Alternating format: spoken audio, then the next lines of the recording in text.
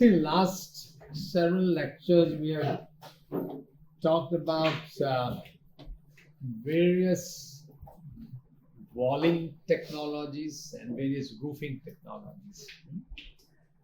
We're going to talk about some case studies today, where you will see the application of these technologies. So I think they will make more sense now, once you see them in these case studies. And these are basically some small and big projects which we had done a long time ago. The first one is the first one is a low-cost house in Gujarat, and this is essentially to meet the requirements of a Government of India housing program for the poorest. It used to be called Indira Awas those days. This is the precursor to PMAY. Right? And this program lasted for many, many years. And there were a lot of lessons. So what we were doing was building a house to fit the requirements of that project. So the household eligibility would be like someone below poverty line, typically landless labor. The minimum square footage would be 200 square foot. I think that's what PMAY has probably today. The budget was 8,000 rupees. Okay, just think. I mean, even before that, earlier we had seen the budget of 6,000 rupees. You could build a 200 square foot house for 6,000 rupees those days. Okay. And it was mandatory that the labor component of that budget would be minimum 50%. And this is difficult. Because typically the materials take away the bulk of money from the budget. All right. And also the self-help potential of the technology was preferred, because obviously these are the poorest people, and if they can contribute something, the house can be a little bit bigger. Right? So now the unique features of the house. Yeah. So this would have been sort of unfair, right? 50% budget for labor would have been slightly unfair. Why? Because materials obviously cost more. Yeah, but see, the whole idea is that the technology would be such that it brings employment locally. All right. I mean, somebody could just come and put a precast, prefabricated house. The poor person gets a house, but then what about local employment? All right. So no, this was a well thought out requirements. So we basically a typical rural house plan was made with a little veranda in the corner. And we used number of special technologies with improvement, but focusing on the traditional building technology, which was essentially mud-focused technology. And the major emphasis was number one on replicability, because whatever we do, this is something that we should be able to replicate at least in this region, if not in the whole country. All right. Number two, durability. All right. Today, for example, PMAY says the house should last for 30 years. Okay. So, so durability is of course important. Affordability. Because obviously, this has to be affordable. This should also fit into the budget given to us by the project. Use of local labor, because ultimately you're talking about employment. So whatever local skills are available, one should be able to build the house with that. And use of local materials, like we've been talking about again and again and again on this. So the first was the unique feature was the terracotta tile-clad adobe. I think I'd mentioned earlier about how we can protect with mud building the adobe construction using terracotta. So let's have one more here. So these are, these terracotta tiles. Oops. Come on. Yeah. All right. So these terracotta tiles are made by local potter. This is the kind of appearance you get in the wall, what you see right here. And the way the construction is done, with each course, one course of adobe, and then this tile is placed here. Adobe is made with a groove. Okay, so that tile fits right. Then the next course comes, so it holds the adobe down. All right, and that's how the wall is built. And one could also have, it could also have tile cladding on both sides if required. All right? So this was the first important feature. And see, essentially, since it gives sort of a pakka look, like looks like brick house, and that's the self-esteem of people, it definitely helps. All right. And the next was the hexagonal terracotta flooring tile made by the local potter, because and these were used in the kitchen, which you see here, because kitchen is the place where the woman of the house has to do lipai, every other day, because there's a lot of wear and tear to the floor there. So these two were special features. Then also, when we talk of houses, not just the construction, not just the wall and roof, but also the kind of facilities that you would provide. So it had this built-in shelving. Basically the wall is made zigzag, so that you create this niche in which you have the shelving. And shelving, instead of using wooden shelves, precast, reinforced concrete or cement shells are made, and they're put in. The other element which was precast there at the side was the corner column, because this column, the bottom of it goes down in the ground, and that's why the insects get in. And those columns, the soft timber that we have, the timber rots very, very quickly from the bottom. So these two elements were made right at the site, and basically with the help of the homeowners' participation. Some more things: doors and windows. Now, typically, we have doors and windows which have frames, right? You always have wooden frame. Now you have metal frames also, but frame costs money, and also it requires timber.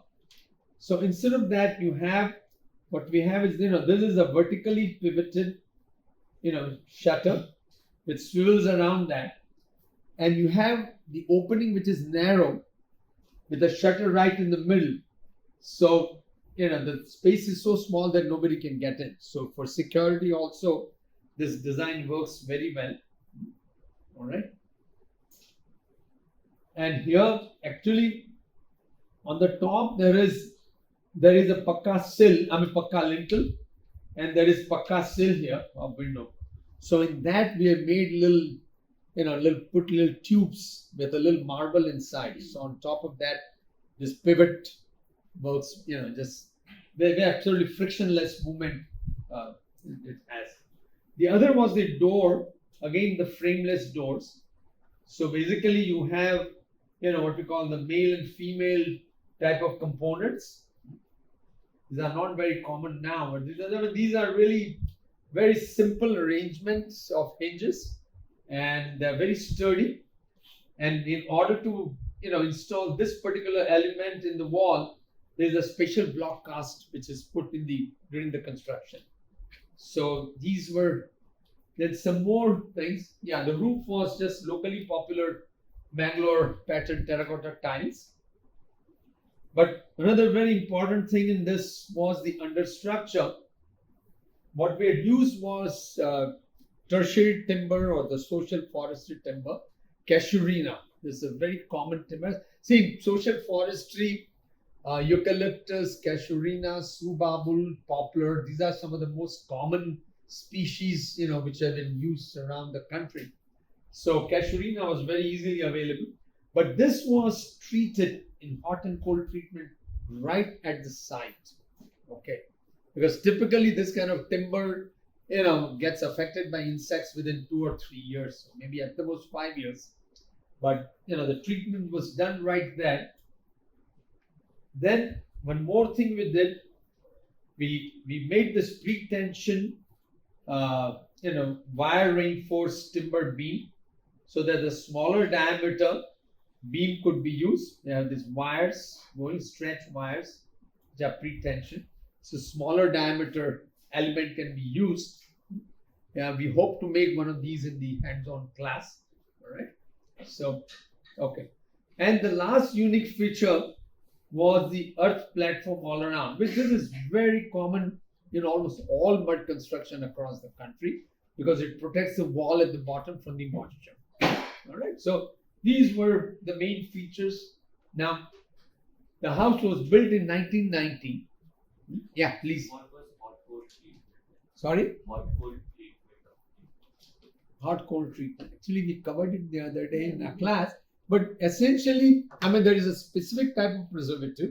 There are 3 or 4 different types of preservatives you get. Rather than simply soaking the timber in the preservative, the timber is first put in hot water at certain something like 85 to 90 degree temperature for an hour or 2, and then that same piece is taken in the preservative bath, okay, which is at room temperature. Okay, so that is the hot and cold, and this temperature difference creates suction, and the penetration of this preservative is much better than simply dipping it. The last time we talked about different processes. One is simply painting. Yeah, Like Rupal. we didn't go through the details. Detail, yeah. Because we didn't have much time. But in our timber presentation. Yeah, all the these details are given, details, what chemicals and things like that. But main, I mean, why not? The most common, the easiest is surface application by painting or spraying, but that is very, very superficial and it has really very limited advantage. Then soaking is the second, then this, hot cold treatment is third, and the fourth is pressurized treatment. Okay, so, all right. So this is in 1990, and almost 30 years down the line, 28 years in 2018, the house is still intact. Okay, with the same original timber roof, the house has the same walls and everything, practically no damage to it. Okay, so the idea is that 28 years the house has survived, but question is what happens to the modern day reinforced concrete buildings in 28 years? We see a lot of cases which are perfect, but we see a lot of cases which have a lot of problems, right? And specifically from the viewpoint of PMAY project, where 30 years durability is required, the house was, this particular thing will fit into that. What happened? What's happening there? Okay. Okay. Now, the second case. This is the first one was for a very poor family, and it's severe budget restrictions of 8,000 rupees. This is for the middle income household in a small Gujarat town. Okay, and middle income, so there is no major constraint of the finance. Now, a typical urban life means the requirements. You have living room, kitchen, bedroom with bath, guest room, and so on and so forth. So, taking into consideration all this, the house was designed, and it's a ground plus one house. Okay, and the owner was a very well-known social worker, he had a passion for the upliftment of the poor and the underprivileged. But more than that, he was a staunch believer in this alternate technologies. Okay, in fact, we worked together for many years, and one of the tribal housing project, he had invited us to join. Okay, so he very, very strongly believed in this technology, and as a reason, he was willing to, be a guinea pig, for this different technology to be used for his house. And that is the most important thing, okay? Because oftentimes people approach us that they want to design something, and after learning what we are talking about, they disappear. Okay, so having belief and having confidence in us makes that's important. All right, and so basically the principal construction technology was load bearing masonry of brick and mud mortar. Now, see, the thing is that we don't necessarily say that everything has to be in mud. Okay, I mean, the first case was made in mud because of the budgetary constraint and so forth. But what we feel is that rather than reinforced concrete frame and with brick infill or any other infill in cement mortar, one could go with box type load bearing masonry or brick masonry in mud mortar. This mud mortar doesn't have any problem for ground plus one, ground plus 2-story buildings. Okay, and the joints are then sealed with cement mortar. Okay, so that rain doesn't wash out the mud mortar. So now the roofing technologies, different technologies we use. Now here, if you see on the side, you have one roof which is a high catenary. So reverse catenary, these burnt clay tube bolt that we talked about earlier. So with rise equals to half the span was used in one bedroom. Then in the living room, we had a flat, much flatter, one rise equals 1/5 of the span or 20% of the span, which was used right here, so that we made a terrace on top of it. All right. So, and in order to, withstand the thrust from these catenary roofs, we use the tie rod with turnbuckles. All right. So that's the basic. Now, also in addition to that, we had roofing technology. We used the filler slab because we had so many other roofs. So in one room, we had filler slab with the local terracotta pots used in that. In another room downstairs with the kitchen, we use the reinforced brick panels, on the precast RC joists that we talked about earlier. All right. And in the veranda, we use the Mangalore pattern clay tile. So all these technologies, we were able to accommodate in just one house. All right. And in a very logical way. There was nothing out of place. Okay. One more feature that I want to talk about are the stairs on the arches. Typically, we make stairs today with reinforced concrete, right? I mean, that's taken for granted. But using the arches, like you see here, this is an old technique. A lot of the old palaces and havelis and all that. This is a very common feature. Okay. So this is it eliminates reinforced concrete. Is much more economical. It is almost 50% of the cost of reinforced concrete. Yeah. Much less. At that time, we were calculating if we had made RCC staircase, it would have cost us 4,500 rupees. And the brick arch and brick staircase, they costed us 1,500 rupees. That was the actual cost at that time. The third case study is of a house in Kutch. Now, this was actually part of a training program we are conducting, supported by Ministry of Rural Development. In the ministry, there used to be a cell called Council for the Advancement of People's Action in Rural Technologies, CAPAT. All right, we did a lot of work with them, and they supported programs which were for the demonstration and promotion of technologies which were good for rural area. All right, so a lot of this mud construction and this these burnt clay tube boards and variety of things, they were supported by them. Now, this particular house, you have seen these photographs earlier in my other lectures also. So this was built on a school campus, in the seismic zone 5, which is the highest seismic zone of India, all right, which gets big earthquakes. Purpose of the technology of demonstration is local mason training.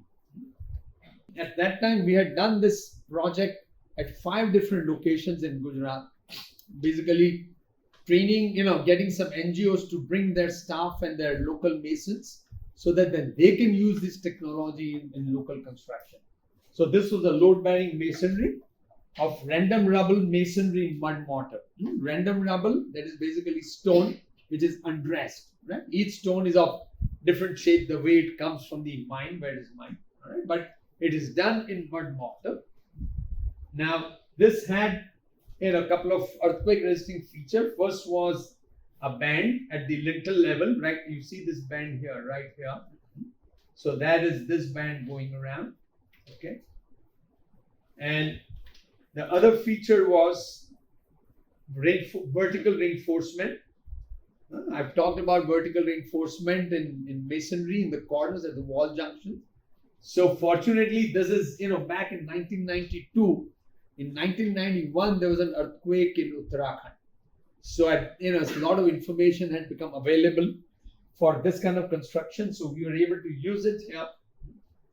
And also, since we were doing kind of construction where there was no reinforced concrete as such, so we did not require any kind of formwork, shuttering, centering, whatever you call. So what we did for casting the band, we just used the bricks on edge. So bricks were just placed on edge right here, and the reinforcement was put in. So you don't need boards and things like that, and tying all that. Next was the roof. The main hall had the burnt clay tube vault, and the extension had corrugated galvanized iron sheets on timber and structure. All right. And one more thing I want to show here, that right here, over this window, you need a lintel. So what we had done, we had made precast reinforced brick lintels. Just like for roofing, we have reinforced brick panels for roofing. Using the same concept, the lintels were made of that span. And the only thing is that we had bars sticking out, with proper overlapping length. So the bars would overlap with the reinforcement in the band. All right. And so those were cast, and after 7 days, they were brought here and put them in the place. And you can see all this casting is right done here. All these different lintels, and these are blocks for this pivot, frameless door hinges. All right. Now, on 26 January 2001, I had mentioned about this. There was this big earthquake, and right on the campus, we had all these other Pakka buildings which collapsed. You can see right in the background here. Whereas this building survived with very little damage, a few cracks here and there. So for us, this was a big confidence booster, that it doesn't matter whether something is kacha or pakka, with the right technology and done in a proper way, then it can stand up to the elements. All right. Sir, Yeah, please. in that house, Yeah. is there a band at the place, sir? There is a band at the place. And at the gable of the house? Well, there is a band here. Yeah, there is a band there. Yeah. See, because here, this is actually on load-bearing walls, and you have the thrust going on the walls, right? So what you need is the band, and then you have tie rods maybe every 5 feet, because the band itself will not be able to withstand. If you have a room which is like 20 feet long, that's a long span. Okay, this is essentially a horizontal beam. A band is a horizontal beam. Vertically, it's continuously supported. So when you have a lateral force like that with 15 or 20 foot span, you will need a very heavy band. But because you have the tie rods, then with that 5 foot spacing, the nominal band also, with just 2 rods in that, it worked effectively. All right. Any other question? Yeah.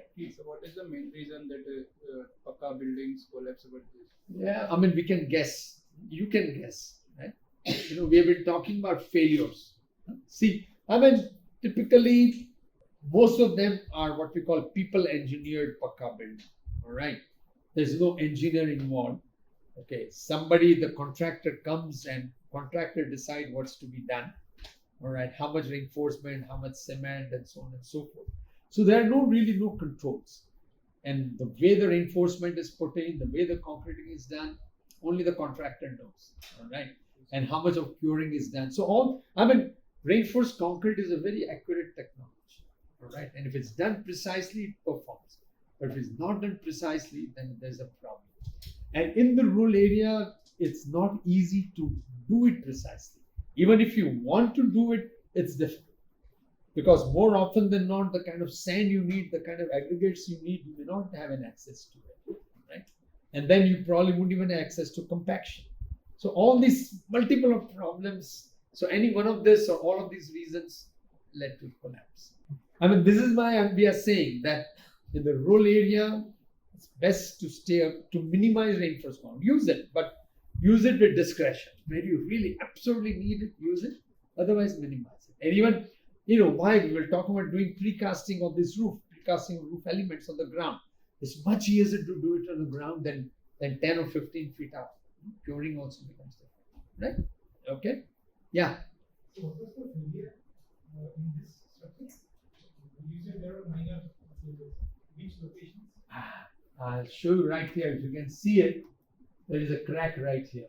Some cracks in the Yeah, corners. some couple of cracks here and there. But One of the corners. So it's zoom in. All right. Oops, sorry. Yeah, some minor cracks were there. Other side probably had some corner cracks. Yes, I don't even remember now. Now maybe we have photographs somewhere, and but it was nothing. I mean, they were not. These were not really structural crack, which would cause any alarm.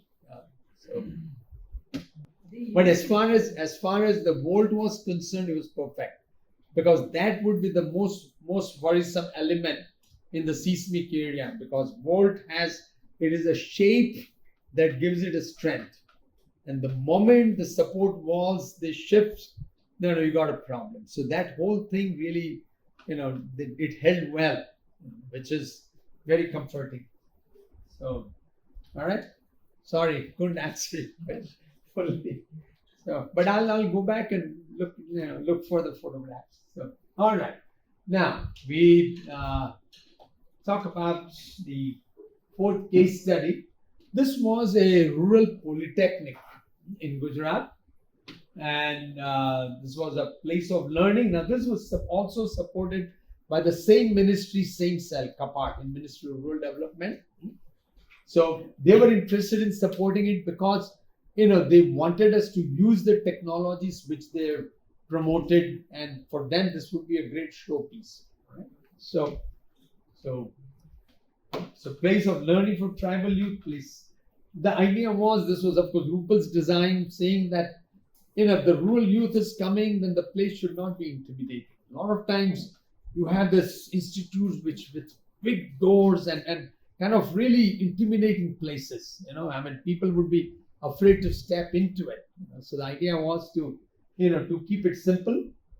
And main thing, we feel very much that the places where the students live, they can get some ideas which then take back home. All right. So when you have a campus like this, when there is a learning facility, living facilities, there are a lot of things that they can take back, and if you have ideas, which they can replicate and go back home. All right. So this was wonderful 5-hectare site with vocational training facility, accommodation for the students, accommodation for the staff. So a lot of buildings, and like I said, CAPART funded it, and they wanted some specific technologies. And the main problem with that requirement was that they restricted the budget, because those were low-cost technologies. So the budget that they approved was much less than. I mean, if you wanted to build a conventional building, it would not have been possible. All right, and also it meant maximum use of local construction materials and on-site production of construction elements, because that is again it's their forte, that produce things locally. All right. A couple of other things, lesser use of industrial materials. Now, those days, there was a lot of talk, like I mentioned the other day, HUDCO had made a policy of not using timber in their buildings, okay, because deforestation and all that, and we also agreed with it. So eliminate timber from walling and roofing, and minimize the timber. Let's put it this way. So optimize timbers in doors and windows. So I mean, today we said that no, we must use timber, even though it is scarce. Let's use tertiary timber. Let's treat it, let's season it and use it. Okay, use technologies which are labor intensive, local climate. I think now. And the main thing we felt was that the campus should speak out.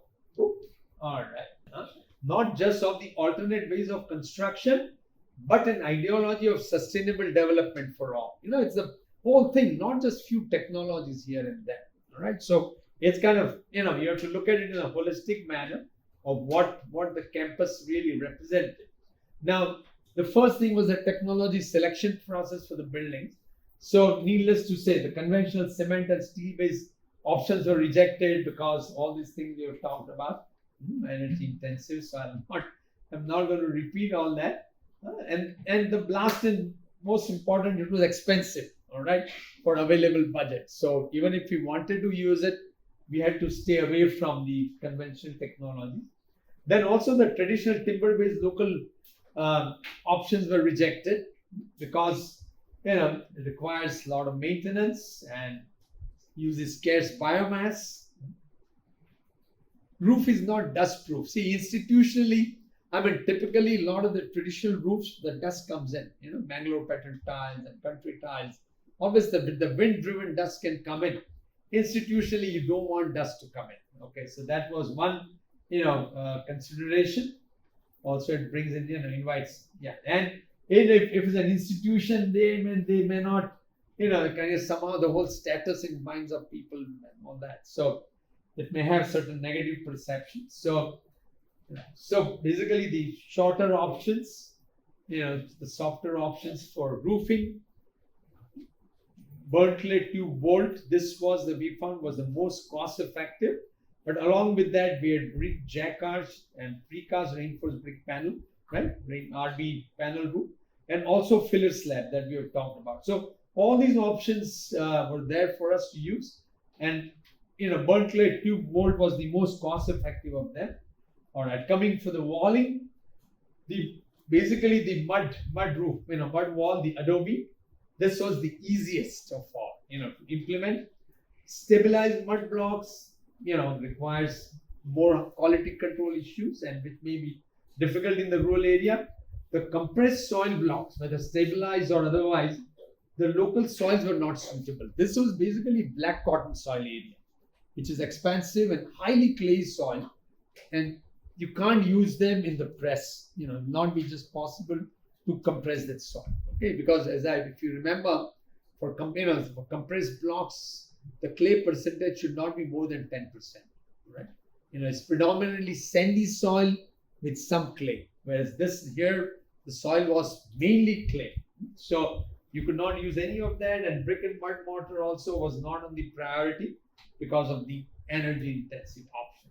All right. So let's talk about burnt clay tube bolt. Of course, we have talked about it earlier. Advantages, of course, like I said, it was cheaper than most roofs. Yes, labor intensive and all those things.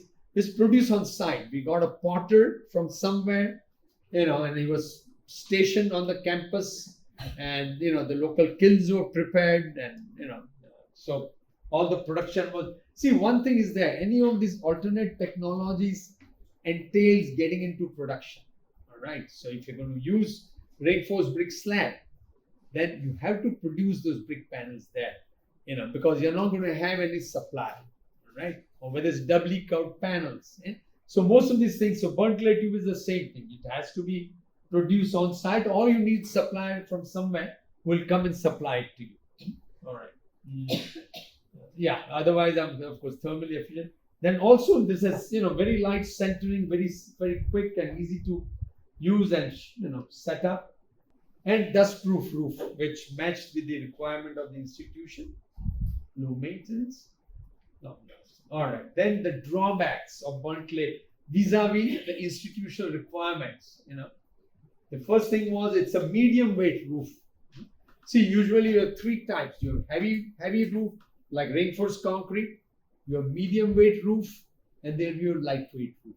And this falls within medium weight roof. So it requires strong support. You cannot have just few timber props and things like that to support the roof. You require proper unyielding supports to retain the strength, because I just mentioned that to retain the shape, you need proper supports which will not move.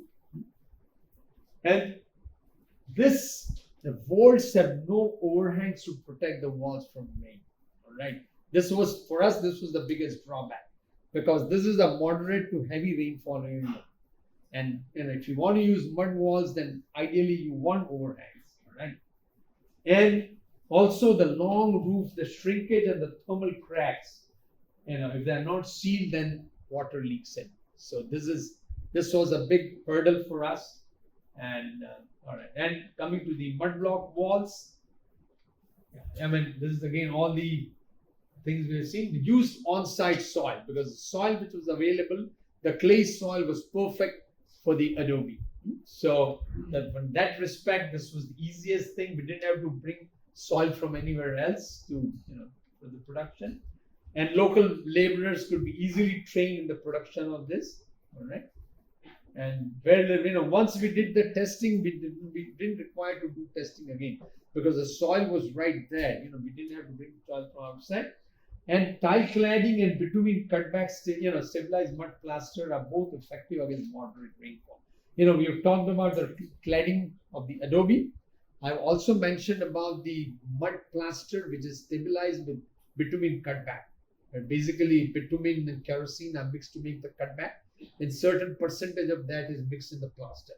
So you have adobe which is not stabilized, but the plaster outside is stabilized, and it works quite well. All right. The drawbacks: it deteriorates rapidly upon entry of moisture. You want to make sure the moisture doesn't enter. It deforms, with too much of moisture in. And big problem is it has no foolproof waterproofing system. Okay, this doesn't have any. There are always chances that something may come in. You don't have absolutely foolproof system to make sure water doesn't come in, and inadequate wet strength to support the heavy roof. Because we have this roof, and once it gets wet, you got problems. All right. So, okay. So this is what we are now seeing is the system. The roof is burnt clay walled reverse catenary shape. It is supported on reinforced concrete beam on brick piers or buttresses in cement mortar. And the walls are basically infill walls or can be load bearing, non-stabilized mud blocks with tile cladding or bitumen cutback stabilized mud plaster. Right? But essentially, these were adobe made locally on site. All right, just some drawings showing, where all this room with arches, and this is where the load-bearing wall is. This is where the beam is, and the bolt is cut. You can see these tubes here. All right, get some idea. These photographs will give you a better idea. So these are the brick masonry buttresses. You have reinforced concrete beam on the top, and the bolts are supported on that, and you have infill mud walls. Also, here actually, so these are infill walls, and the load is taken by the beam, but this projection here, small projections, are load-bearing mud walls because it has small roof on it, which is not very heavy. So, but of course, all of it is protected with bitumen cutback in these cases. Bitumen cutback stabilized plaster. Just few visuals of the construction. As you can see, very simple, centering as trusses and pipes, and temporary gables are made on which the pipes rest at the end. And of course, these trusses are properly supported with these props so that the whole thing doesn't move, longitudinally. And once the casting is done, centering is removed. You can see, this before the gable walls are built. All right. And here inside, you can see the tie rod again here. Skylights are also made. And of course, these are the brick jalis for ventilation as well as lighting. Okay. So that was, sorry, you were saying something? So that the first set of buildings were the student dormitories. Okay. The next building that we were to immediately build were the workshops. So workshop also, we used the same system. We had burnt clay tube bolts, but here the mud walls, the adobe walls, were tile clad. All right. So these are also, not infill walls, as you can see, and of course there is a band going across. Some more visuals. So right here you can see the cross section with the beam from where the reverse catenary roof takes off, and you have mud wall, then you have band here, and all the way down. And actually the walls were clad with tiles on both sides, inside as well as outside, because these are workshops. So, just to make sure the walls don't get any kind of impact. So tiles would protect the wall. Now, one very interesting thing was that we see these are workshops. So we had made north light roofs. Are you familiar with north light roofs? Anybody? Nobody knows of north light roofs. Eh? I think that concept is forgotten. He's there inside IIT. That is said IIT also. These days, done some work. It's very close by. So I mean, this is an old concept in industrial buildings. Okay. So this also, this vaulted roof also has the same thing. This was again Rupal's idea to make, the vault, all reverse catenary, but this was a lower rise and this was a higher rise. So then from and we had this reinforced concrete gutter is also beam. So from here starts the other roof, and then there'll be another roof will start. So between the two roofs, there's a big gap from where the light would come in. Basically, I mean, the bottom photograph just gives you an idea of the ambience of the workshop. You can see the walls are also tile-clad from inside, and it's actually each the roof it's modular. So that basically that same thing is repeated to create the whole workshop. And okay, then next was the dining hall. So dining hall had for accommodation for 150 students, and in the middle part it had semicircular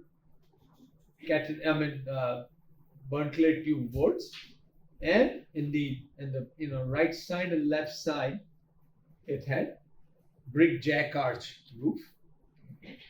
Walls were tile clad mud walls, and with pointing outside. All right, so let's see some visuals to give you a better idea. So this is this is the jack arch. All right, and here you get the middle part, which is the semicircular boards, and basically full height windows with mud walls in the middle. Also in the kitchen, actually, we also use the brick panels, but these were not reinforced. They were curved brick panels. We talked about that also in my earlier lecture. All right. So variety of all these different roofing technologies we could use in this two buildings.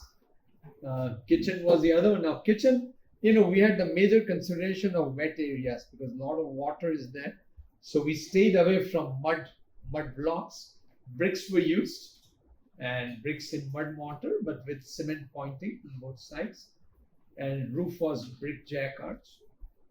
Part of it was also filler slab, where we needed some flat portion on the top.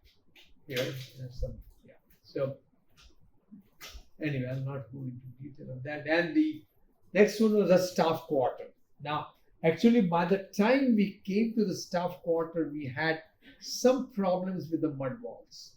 All right. And so we said that, all right, let's use burnt brick and mud mortar. So this was ground plus one buildings, and basically, and so the main was brick wall and mud mortar with RC bands. We became very particular about having reinforced concrete bands because they tie the walls together. We are also learning the use of masonry better. And we had here, we had burnt clay tube, the low rise catenary to make a terrace on the top. And actually, yeah, so, and on the top, yeah, that's, all right. So actually here, right here is the low-rise masonry, catenary, and then on top the terrace was made. So what was done was this roof was covered with tar felt and polyethylene. So initially, between the tar felt was stuck to the roof.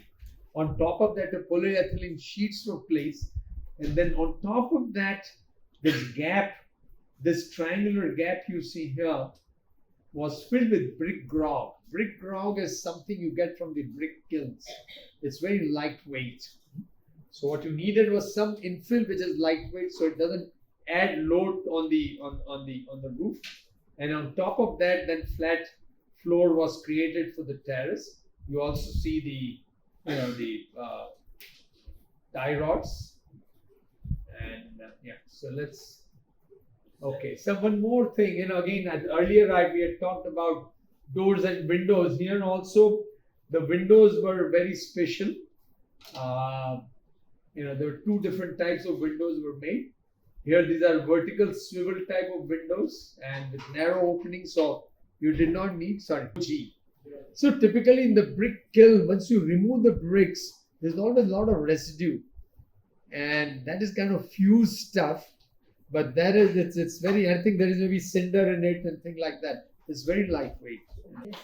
Yeah, I will have photographs. Okay, we'll have photographs. That'll give you a better idea. So, let me move to that. Yeah, one more thing. I mean, the kind of staircase we saw in that other house, same kind of staircase also used here, because here these units were small and the internal staircase was required. Okay, they didn't want staircase outside for security reason.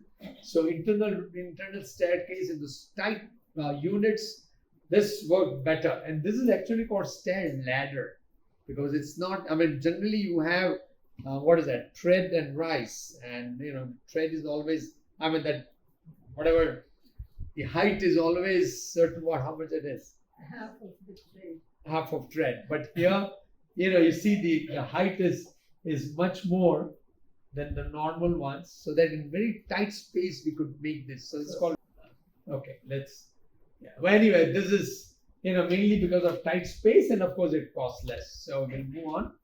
Okay, now this is, you get these photographs here. I mean, one very unique thing about this particular unit construction, we had all women masons, so whole women team, which was kind of rare, so, and they did really good job. Now, here you can actually see, this roof is already coated with that bitumen tar felt and all that. And then this brick ground is, the small kind of parapet type of wall is built, and this is filled with brick ground. So then it gives you a better idea of, right? This is all filled. The vault is from here to here, right? This wall here is same as this wall here. No. This actually, what we did also to do this, we did load testing. We made these roofs on ground first, and we tested them, and we were satisfied with the load taking capacity, and then only we put them in use. Right? So, okay, and this actually, you can see the finished terrace here. Right? So these were the two-story. Get some better idea of more pictures. But this is the low-rise BCT vault, and this is a normal vault up there. Okay, move on. Sir? Yeah. What exactly is the advantage of making a vault to somebody making a terrace? They can make a flat. But advantage, main thing is that this, I mean, we opted for BCT because it was the cheapest, and architecturally we liked it. All right. I mean, there's also a question of aesthetics, and aesthetics is very subjective. Architects likes it, then it's done. I mean, we could have made reinforced brick panel roof, sure. We could have made filler slab, sure. But then that architecture is different. So absolutely, I mean, any of these technologies can be mixed and matched, and right, Rupal, you have any comments? No. But at least cost-wise, this is like extra cost. You're making the terrace, you have to fill it. Yeah, but I would imagine at that time we must have done the economics, and so okay. But yeah, I mean, that's a legitimate point that you have raised. So okay, I think the last of the buildings on the campus was the Special Village Craft Center, and here they were doing production. And like I said, we in these buildings we moved away from mud, and because we had pretty high walls, so we decided to stay with brick and mud mortar. And here the most interesting thing was the roof was, the brick panel roof was made, the precast brick panel with precast joists, And the most interesting part was, we had a very smart supervisor. He managed to get this contracted out. See, when any of these technologies, you are doing it what we call departmentally. That means we are managing it. We get laborers, we get masons, we do it. That is one thing. When it is done by a contractor, I mean, then you are really getting into the market, because then a rate gets established and the technology has chance to go out. So this particular thing was, he got a contractor to quote the rate and negotiate and all that, and that's how this roof was built. And contractor will always come up with some smart ways of doing things more efficiently than we will. All right. So that I thought was an important development. Okay. Apart from the buildings, the water management and sanitation, our focus was on water conservation. Although Narmada River was not too far, but we said no, we can't waste water. So we use toilet pans which are steep bottoms. They're called rural pans. And they use much less water than the normal Indian pans. Has also smaller water seal. All right. Also, self-closing taps were used because otherwise the students may leave their taps on. And the individual storage tanks, the staff hostel and the student hostel were designed. The sizes were designed based on the number of users, so that there is not too much of water. All right. Then the toilet waste from the student hostel were digested in biogas plants. So 2 6 cubic meter plants were built, and all the toilets were connected to the biogas plant. Whereas from the staff quarter, the twin pit, we'll talk about these technologies later, but twin pit composting toilets were used. All right. And the manure, actually the biogas plant produces the gas which is used in the kitchen, in the student kitchen. And the manure that comes out of it was used for plantation. Okay. Then the wastewater, the grey water, basically the water coming from the bathrooms and the sinks and all that. That water was put through the water hyacinth lagoons. Okay, water hyacinth. You see this thing here. Does it look familiar? You go to a lot of towns, you have the ponds outside, which are all covered with this kind of vegetation and beautiful flowers. The presence of this vegetation and flowers indicates the water is polluted. Okay, because water hyacinth has the capacity to absorb the, reduce the BOD, biochemical oxidation demand, right? So if the water is passed through number of these lagoons, we made 5 lagoons. That basically the technology is that you have 5-day retention. So the total amount of water that is consumed, is put through first lagoon for 1 day, then it overflows into the next lagoon. That's how they are sized. And ultimately, after the 5th lagoon, when it comes out, that water is clean enough for irrigation. So that was recycled around the campus. Okay.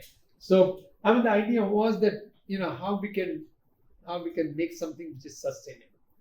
We don't waste water. Your lagoon in sense like the container has. This is the lagoon. Right here is the lagoon. All right. And water right here is the plant. Water is coming in from here. And then it overflows this wall. And basically water enters from the bottom. Right here. Sorry, at the cross section. Water enters from the bottom and it goes over this and again comes out. So it takes about a day for this water to come out. That's how it is sized. All right. So basically 5 lagoons are made. So ultimately the water comes out from the 5th lagoon and it's recycled. All right. Some few other things. The doors were made, and very interesting, the door panels you see here, these are made from chatai. You have these mats. So they were, coated with FRP and resin, and there's a basically tertiary timber was used for this. One more thing that was very interesting was the in-house, the built-in conveniences.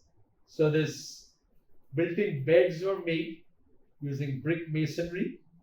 So these are used for sleeping. Also, one can sit and use them as a table, and it's also used for storage underneath. So basically we had a very limited budget. So how to make things within that. All right. So all right. Yeah. This is something called IPS, Indian Pattern Stone. Okay, it's essentially cement with some fine sand with certain colors. So rather than getting tiles and all that, IPS was used and patterns were created. And in the middle, the chessboard pattern was also made so students could play. Okay. All right. Now this is very important. I want to go over this. Basically, we had a very good supervisor who meticulously kept records.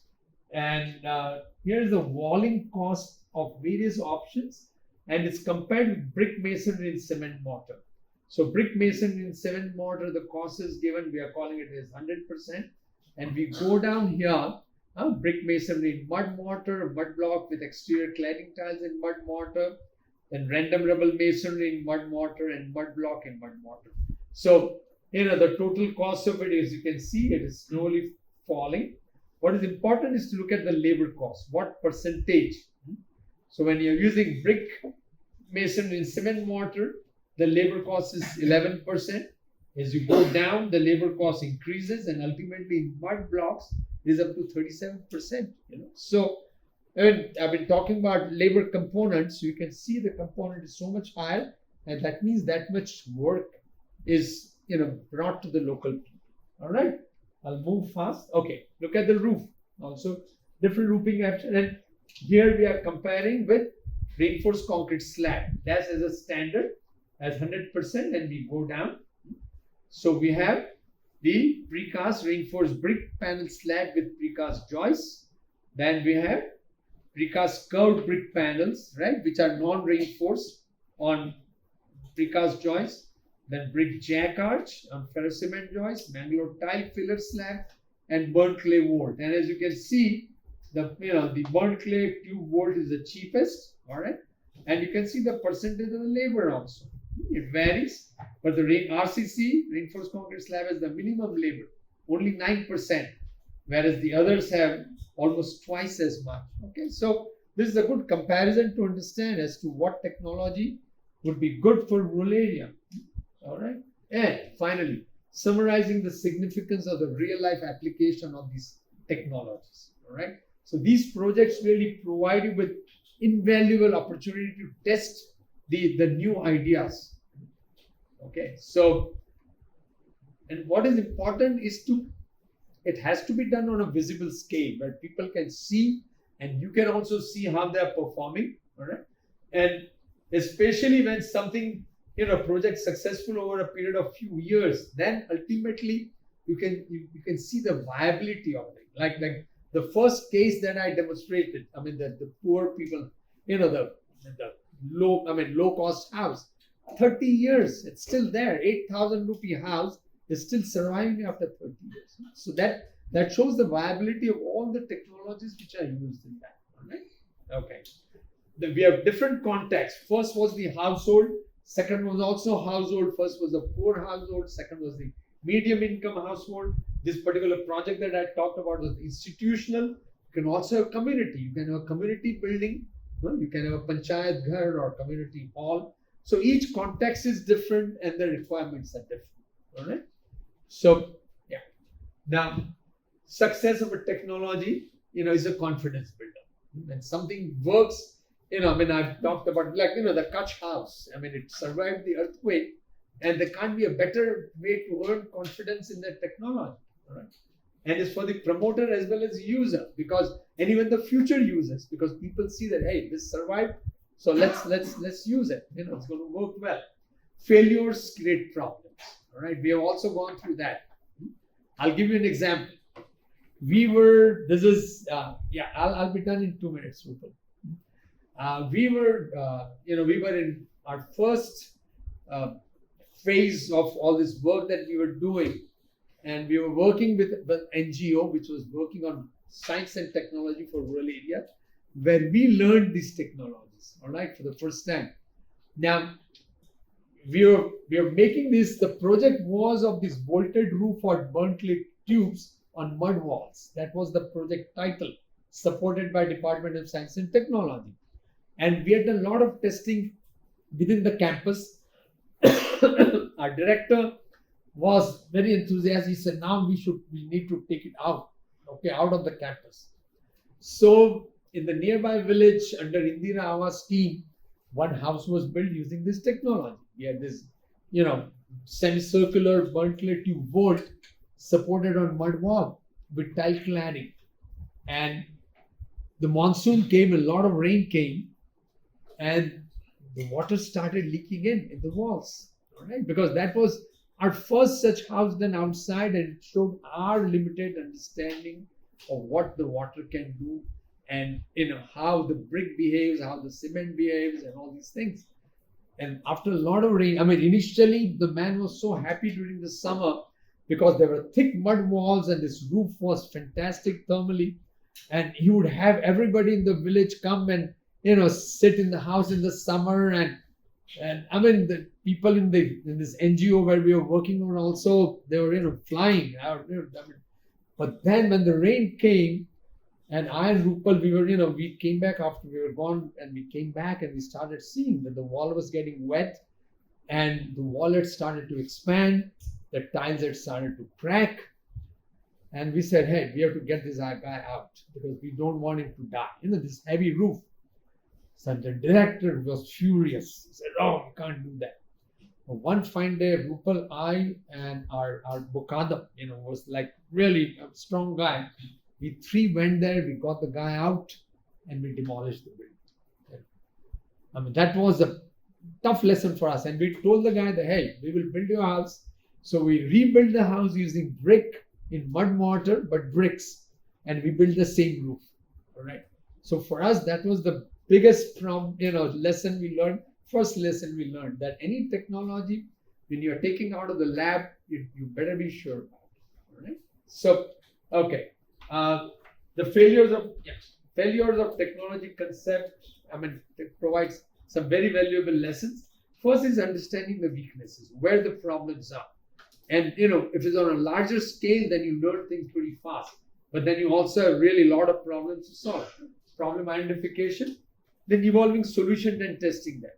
Because, okay, we find some problems, so we make mid-course correction, we change some technology, and we redo it and see how that performs, all right? And then you monitor the performance. So this is it's a process you go through, and you have to be honest about it. And so it's a big learning process, all right? And like I said, people who have confidence in the technology, they are also great spokespersons for the technology. They will go out and tell others that, hey, this works very well and this is great. So use it. Okay. So that's about it for the case studies. So